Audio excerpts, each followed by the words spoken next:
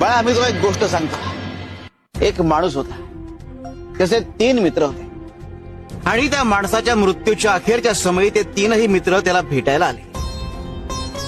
माणसाने तिघांना प्रश्न विचारला की बाबांनो, आयुष्यभर तुम्ही माझी सोबत केली, आता मृत्यूनंतरही माझी सोबत कराल का? त्यावर पहिला मित्र म्हणाला की आयुष्यभर मी तुझी सोबत केली, मात्र आता माझा नाईलाज आहे. दुसरा मित्र म्हणाला की मी तुझी सोबत तुझे अंत्यविधी पूर्ण होईपर्यंत करू शकतो. तिसरा मित्र म्हणाला की मी आयुष्यभर तुझी सोबत केली आणि मृत्यूनंतरही मी तुझी सोबत करेन. हे 3 मित्र कोण होते ठाऊक आहे? धन, कुटुंब आणि कर्म. धन तोवर तुमची सोबत करतं जोवर तुम्ही जिवंत असता.